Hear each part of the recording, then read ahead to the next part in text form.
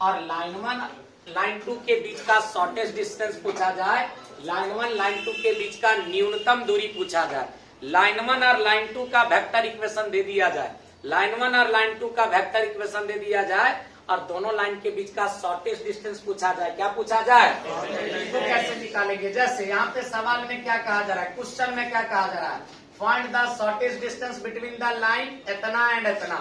Line 1 का vector equation कुछ इस प्रकार से दे दिया गया है, लाइन 2 का वेक्टर इक्वेशन कुछ इस प्रकार से दे दिया गया है और लाइन 1 लाइन 2 के बीच का हमको शॉर्टेस्ट डिस्टेंस बताना है। क्या बताना है?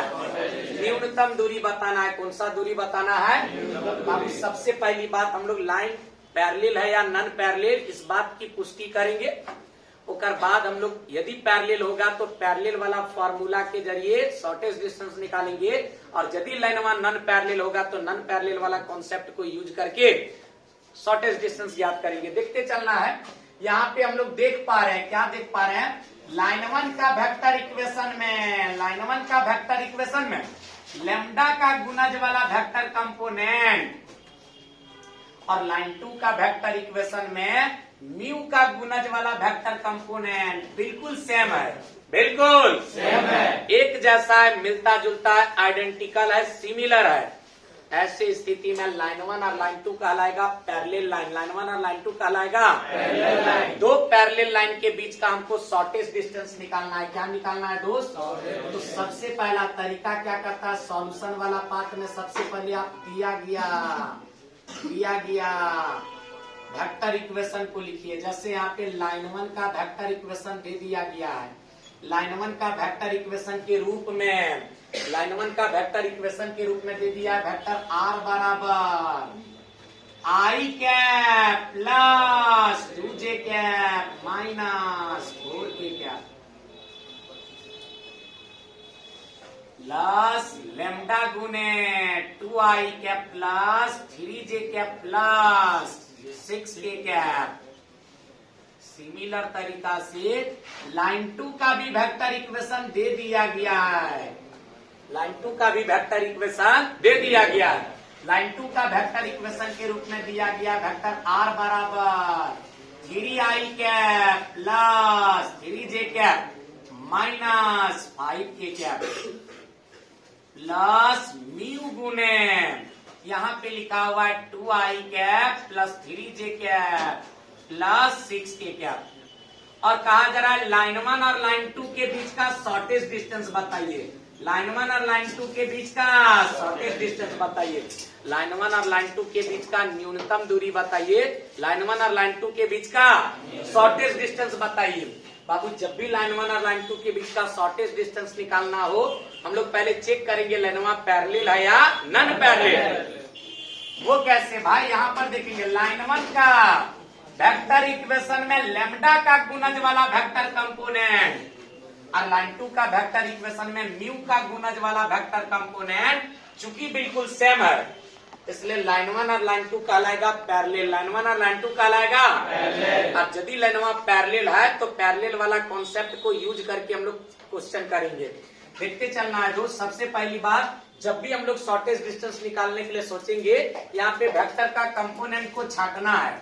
जैसे लाइन 1 का वेक्टर इक्वेशन में वेक्टर आर बराबर जो वेक्टर कंपोनेंट है इसको हम लोग कहते हैं वेक्टर A1। क्या कहते हैं? A1 बराबर i cap plus 2j cap minus 4k cap. इसी प्रकार लाइन 2 का वेक्टर इक्वेशन में वेक्टर आर बराबर जो वेक्टर कंपोनेंट है इसको कहते हैं वेक्टर A2, वेक्टर A2 बराबर यहाँ पे 3i cap plus 3j cap minus 5k cap.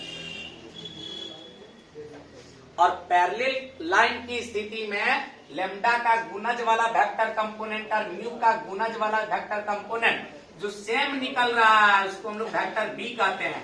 Vector B बराबर यहाँ पे 2i cap plus 3j cap plus 6k cap.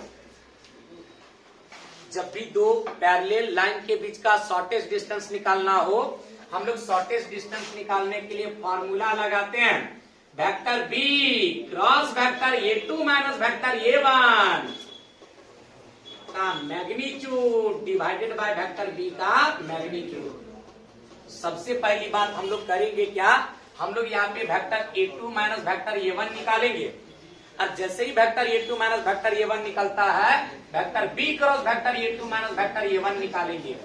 और जैसे ही vector b cross vector a2 minus a1 निकलता है, हम लोग vector b cross vector a2 minus vector a1 का मैग्नीट्यूड निकालेंगे और वेक्टर b का मैग्नीट्यूड से भाग करेंगे। क्या करेंगे दोस्त, ध्यान देना है। सबसे पहले vector a2 minus vector a1, vector a2 minus vector a1 निकालना है। अच्छा बताना है, vector a2 minus vector a1 निकालने के लिए वेक्टर a2 में वेक्टर a1 को घटाना होगा। क्या करना होगा, अच्छा 3i कैप में i कैप चला जाएगा, 2i कैप, 3j कैप में 2j कैप चला जाएगा, j कैप 1j कैप। और भाई -5k कैप में -4k कैप चला जाएगा, तो हो जाएगा -1k कैप। एक बार घटा करके देखना है, vector a2 minus vector a1 मिला। फिर हम लोग आगे की तरफ बढ़ते देखते हैं अगला कहानी में क्या है। भाई जैसे ही vector a2 minus vector a1 निकलता है, हम लोग vector b cross vector a2 minus vector a1 निकालते हैं। Vector b cross vector a2 minus vector a1 निकालते हैं। क्या कोई दिक्कत है दोस्त? अब vector b cross vector a2 minus vector a1 कैसे निकलेगा, तो जब भी दो वेक्टर का क्रॉस प्रोडक्ट करना हो, हम लोग लगाएंगे डिटर्मिनेंट मेथड। कौन सा मेथड? डिटर्मिनेंट मेथड कहता है। यहाँ पर लिखिए i cap, j cap, k cap. फिर वेक्टर b का i कैप का कॉफिशिएंट 2, j कैप का कॉफिशिएंट 3 और k कैप का कॉफिशिएंट 6।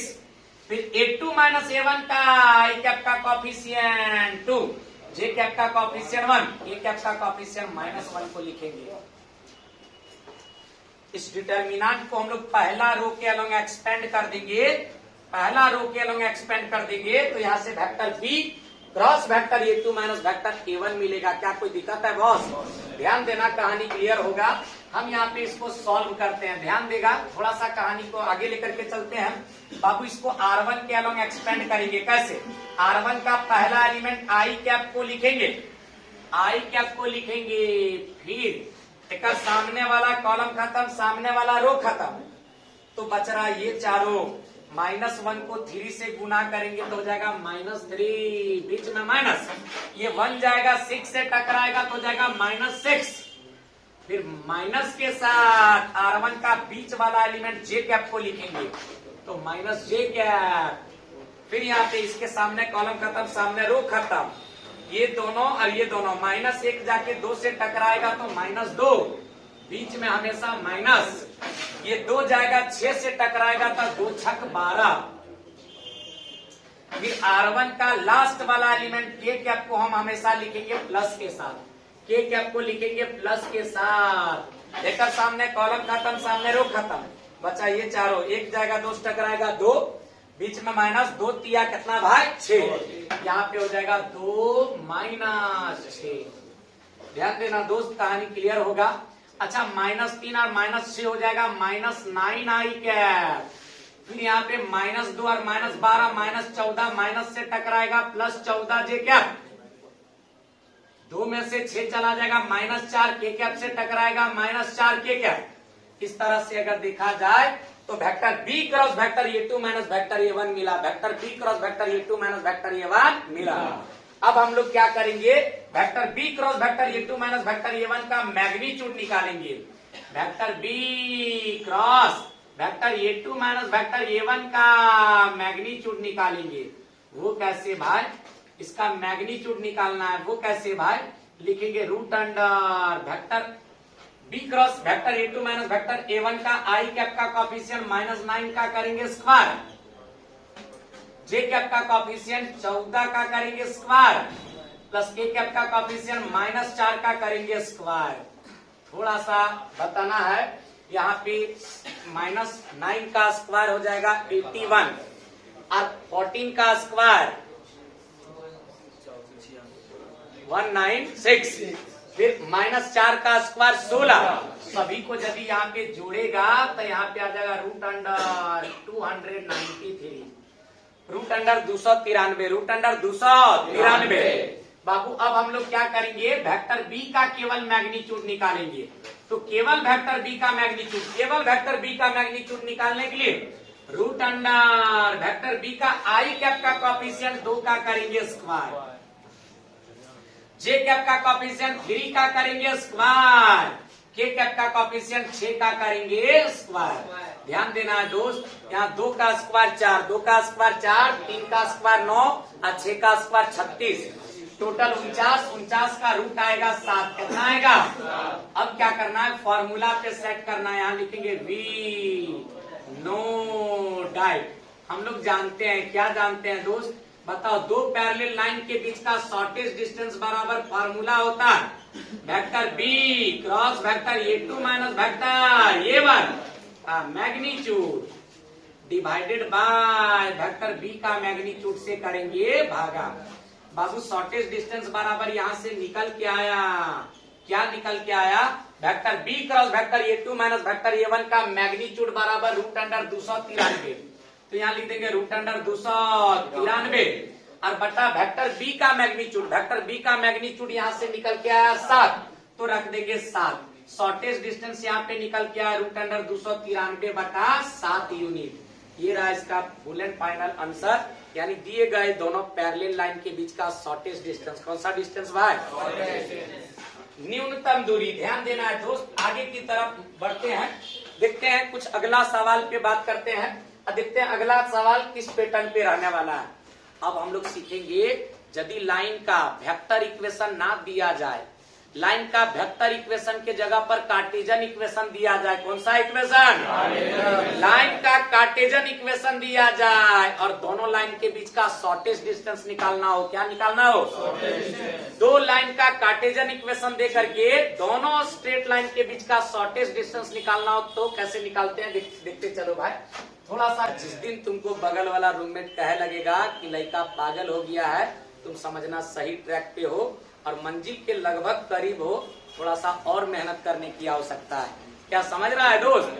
और याद रखना, जिंदगी में उतार चढ़ाव आते रहता है, इससे घबराना नहीं चाहिए।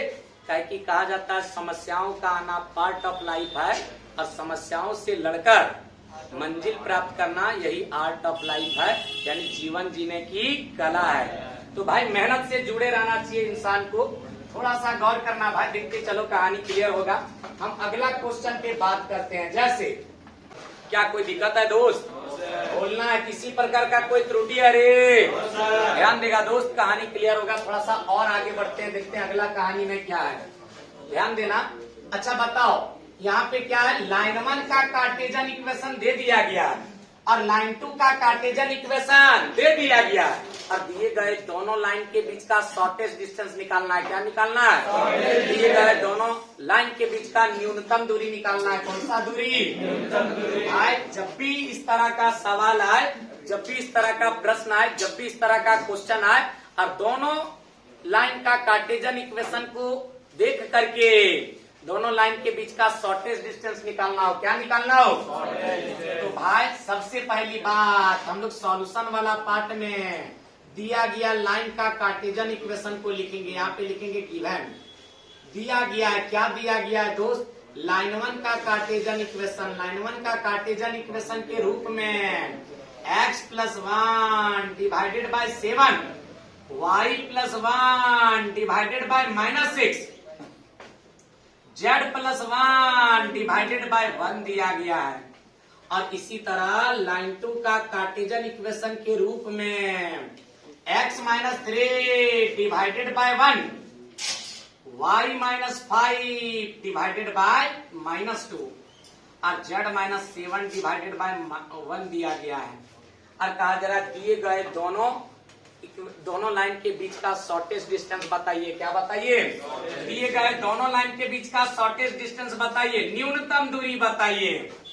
तो जब भी दो लाइन के बीच का शॉर्टेस्ट डिस्टेंस निकालना हो, हम लोग सबसे पहले vector component vector A1, vector B1, vector A2 और वेक्टर B2 कैलकुलेट करेंगे, ज्ञात करेंगे, ढूंढेंगे। उसके बाद B1 और B2 यदि सेम रहा तो दोनों लाइन कहलाएगा पैरेलल, और यदि B1 और B2 वेक्टर अलग अलग रहा तब दोनों लाइन कहलाएगा नन पैरेलल। यदि लाइन नन पैरेलल तो नन पैरेलल वाला कॉन्सेप्ट को यूज करके क्वेश्चन का आंसर ढूंढेंगे। और यदि लाइनवा पैरेलल तो पैरेलल वाला कॉन्सेप्ट को यूज करके हम लोग यहाँ पे आंसर ढूंढेंगे। देखते चलना है दोस्त, शॉर्टेस्ट डिस्टेंस ज्ञात करेंगे। याद रखना, जब भी लाइन का कार्टेजन इक्वेशन दे दिया जाए, जब भी लाइन का कार्टेजन इक्वेशन दे दिया जाए और लाइन का कार्टेजन इक्वेशन को देख करके वेक्टर कंपोनेंट ज्ञात करना हो, तो भाई बता देना चाहेंगे यहाँ पे ये जो कंपोनेंट दिख रहा है 1, ये जो कंपोनेंट दिख रहा है 1, ये जो कंपोनेंट दिख रहा है 1, इसका साइन चेंज करके आई कैप जे कैप और के कैप लगाएंगे तो वेक्टर A1 मिलेगा। क्या मिलेगा? वेक्टर A1 मिलेगा। क्या मिलेगा भाई? और यहाँ पे यदि नीचे वाला पार्ट में बिना साइन चेंज किए आई कैप जे कैप और के कैप लगाएंगे तो वेक्टर B1 मिलेगा। क्या मिलेगा?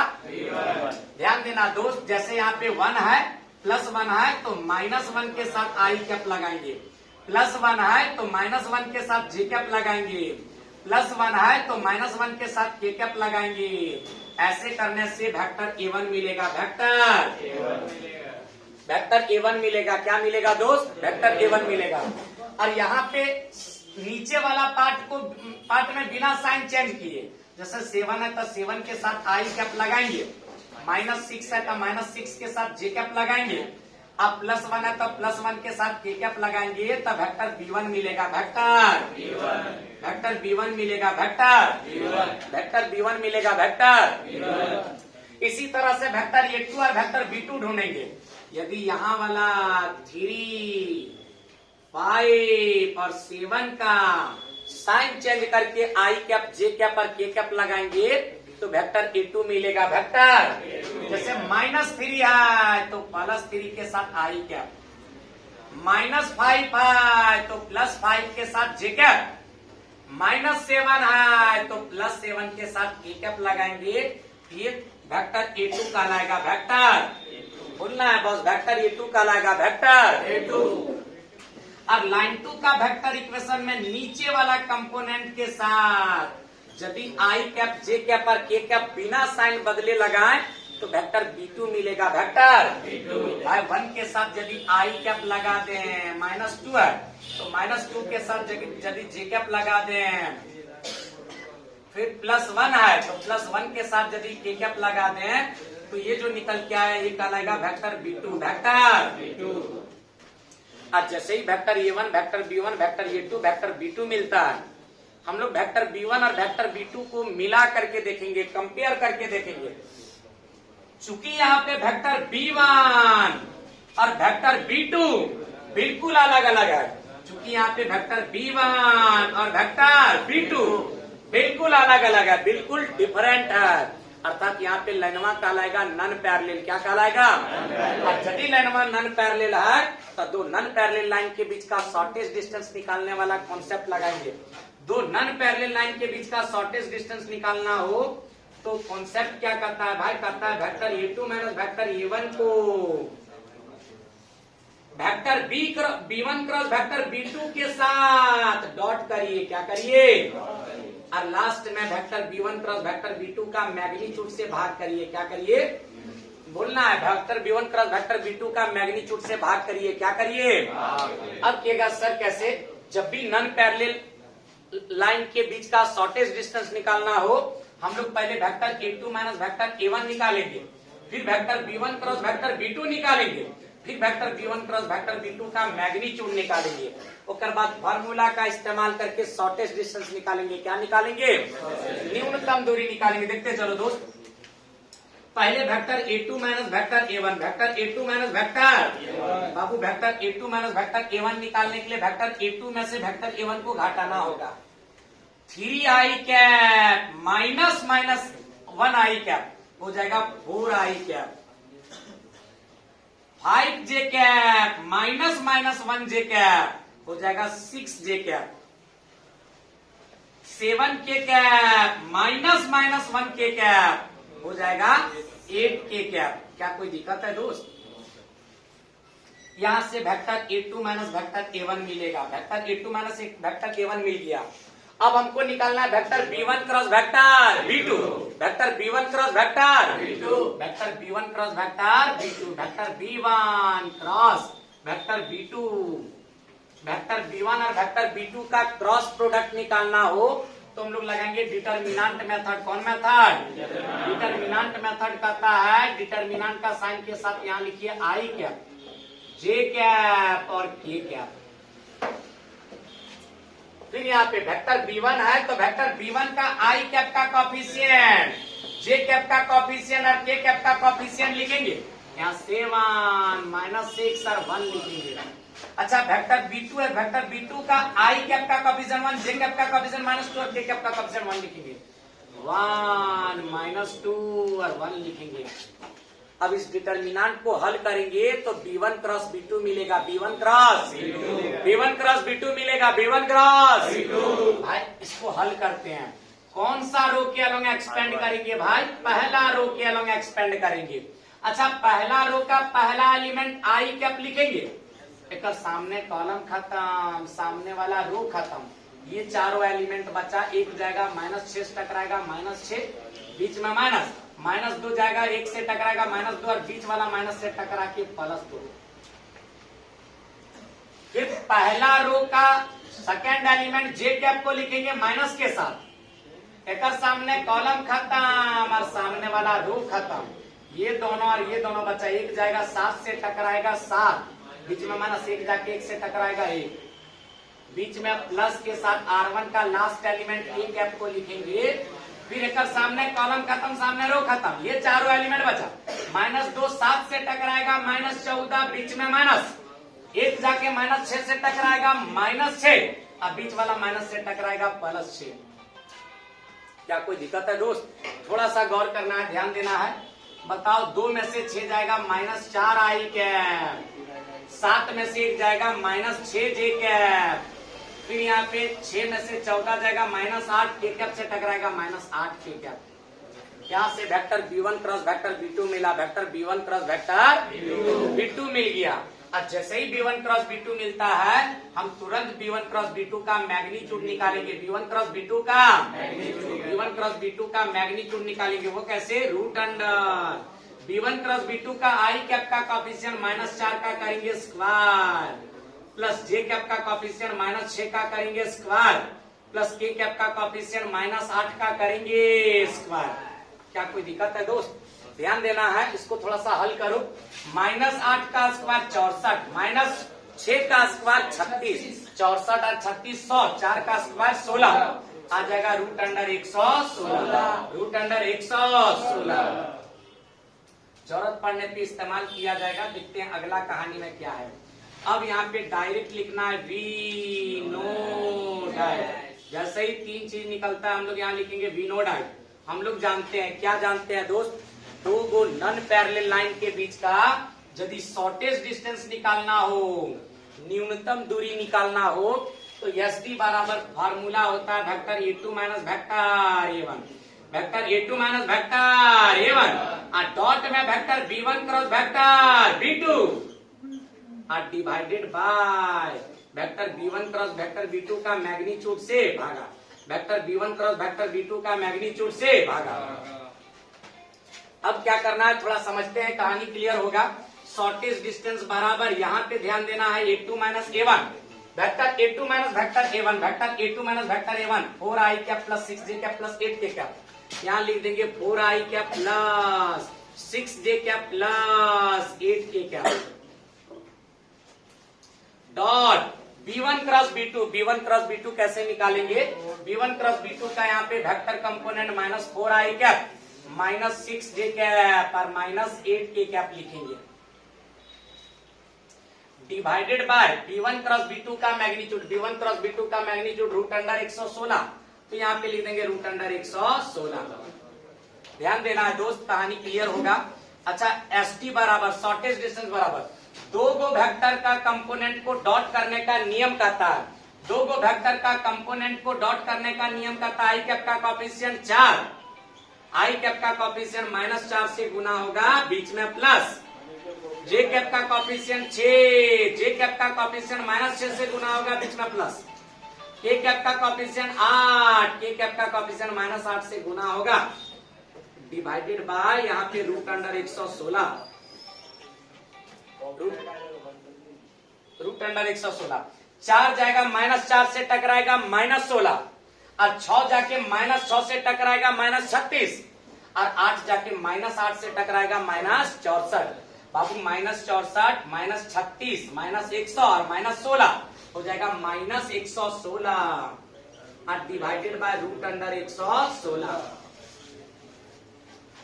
अब यहाँ पे हम लोग करेंगे क्या, चूंकि डिस्टेंस कभी नकारात्मक नहीं होती है, इसलिए यहाँ पे √116 को लिखेंगे, √116 गुने √116 और डिवाइडेड बाय यहाँ पे √116। 116 का रूट 116 का रूट कटा, यहाँ पे आ गया √116 यूनिट। इसका फाइनल आंसर होगा। यदि इतना काम करते हो तो यहाँ से मिलेगा 5 मार्क्स। कितना मार्क्स? 5 मार्क्स। भाई उम्मीद करते हैं इस तरह का भी क्वेश्चन तुम आराम से बना सकते हो। क्या बना सकते हो? फटाक से बोलो, क्या बना सकते हो? जैसे एक एग्जाम्पल लेते हैं, होगा कॉन्सेप्ट क्लियर होगा, हम लोग चीजों को समझते हैं, थोड़ा सा आगे सॉल्व करने का प्रयास करते हैं। बाबू यदि 2 गो स्ट्रेट लाइन का वेक्टर इक्वेशन अव्यवस्थित रूप में दिया रहे, अरेंज फॉर्मेट में ना दिया रहे, स्टैंडर्ड फॉर्मेट में ना दिया रहे, कुछ अव्यवस्थित फॉर्म में दिया रहे, इस रूप में दिया रहे, और दोनों स्ट्रेट लाइन के बीच का शॉर्टेस्ट डिस्टेंस निकालना हो, दोनों स्ट्रेट लाइन के बीच का न्यूनतम दूरी निकालना हो, तो कैसे निकालेंगे? सबसे पहली बात हम लोग यहाँ पे स्ट्रेट लाइन का इक्वेशन को स्टैंडर्ड फॉर्म में लिखेंगे। कौन सा फॉर्म में लिखेंगे? उसके बाद इसका दोनों स्ट्रेट लाइन के बीच का शॉर्टेस्ट डिस्टेंस पे बात करेंगे। सबसे पहली बात यहाँ पर लिखेंगे सॉल्यूशन, और सॉल्यूशन वाला पार्ट में लिखेंगे गिवन। दिया गया, क्या दिया गया है दोस्त? लाइन 1 का वेक्टर इक्वेशन अव्यवस्थित रूप में दिया गया है, तो पहले इसको व्यवस्थित करेंगे, अरेंज करेंगे। वो कैसे भाई? ध्यान से समझना है, कहानी क्लियर होगा। बाबू यहाँ पे बताओ, लाइन 1 का वेक्टर इक्वेशन में वेक्टर r बराबर जो यहाँ वाला कंपोनेंट है उसको कैसे, यहाँ पे बताओ स्केलर के रूप में दिया गया t, तो t वाला पार्ट को छोड़ देना है, बिना t वाला पार्ट के साथ गुना करो। बताओ 1 को यदि i के साथ गुना करेंगे तब 1i क्या, -2 को यदि j कैप से गुना करेंगे तब -2j कैप, और 3 को यदि k कैप से गुना करेंगे तब 3k कैप, प्लस टी यहाँ पे भी, टी यहाँ पे भी, टी यहाँ पे भी, टी सभी जगह से कॉमन ले लेते हैं। यदि यहाँ से टी निकाल लेते हैं तब -1 के साथ आई कैप लगेगा, ये हो जाएगा -1i कैप। यदि यहाँ से टी हटा लेते हैं तब 1 के साथ जे कैप लगेगा, ये हो जाएगा 1j कैप। यदि यहाँ से टी हटा लेते हैं तब -2 जाके k कैप से लगेगा -2k कैप। क्या व्यवस्थित हो गया? क्या स्टैंडर्ड फॉर्म में आ गया? क्या अरेंज हो गया? ऐसे ही हम लोग लाइन 2 का भी इक्वेशन को अरेंज करेंगे। जैसे लाइन 2 का वेक्टर इक्वेशन को अरेंज करेंगे, कैसे?